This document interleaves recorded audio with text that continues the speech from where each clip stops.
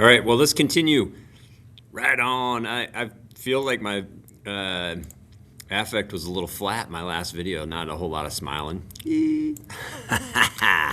Oh, I love these because they're already set up in standard form, right? Like if I stick a 0 there, I get negative x equals 6, so I get x equals negative 6. If I stick a 0 here and I divide by 3, right? When I have 3y equals 6, I divide by 3 and I get y equals 2.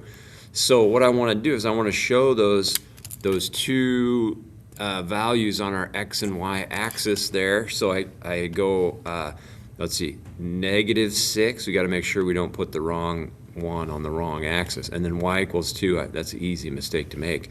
And then we want a line that's going to go straight through those. I almost free-handed the line because, see, like, this part is kind of clunky. This program is so frustrating. It won't stay in the line tool. Every time I got to switch it to the line tool, and then it's hard to hit those dots. So maybe adjust the line until they go right through the dots. Okay, so that is problem number 7. All right, let's do problem number 8. So I put a 0 in for my y there. I divide by 2. I get x equals 3. If I put a 0 here and I divide by negative 3, got to be real careful. Y equals negative 2. So I go negative 2 for the y. I go x equals 3. And we put another line down. Here we go, line tool. And whew, like just like that, right? Boom. Oh, I keep forgetting to put arrows on both ends. Make sure you put arrows on both ends, okay? Okay, anyways, number 9. Here we go. We'll do 3, just like we did on the last ones. I put a 0 there. Oh, x equals positive 3. They're trying to mess with you.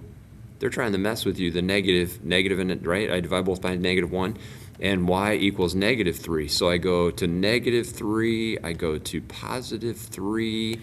And we make a line go through that. Let's see if I can get both arrows this time. Come on.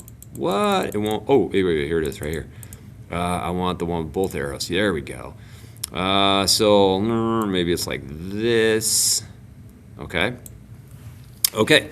So, I got lines all over the place. So I think this one was number 7, wasn't it? And then this one was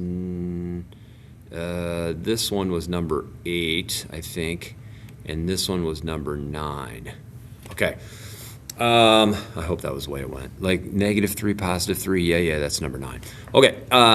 If I stick a 0 in for x, I get y equals 4.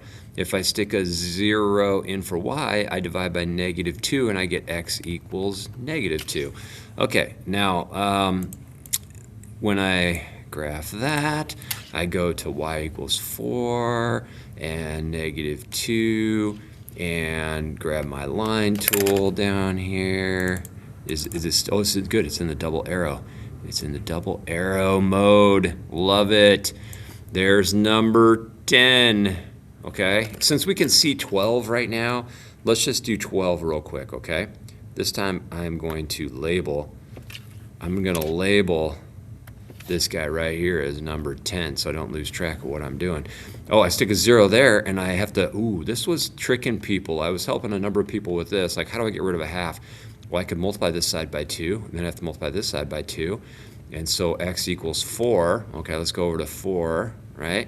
And then if I put a 0 in for the x, I get y equals 2. Look how easy that is when you are dealing with standard form. It is not something to be intimidated by. This is something you can do and feel like pretty good about. I mean, the arithmetic, can get you. I mean, it gets anybody. Doesn't mean you're dumb. You forget dropping negative. I probably made a mistake by now.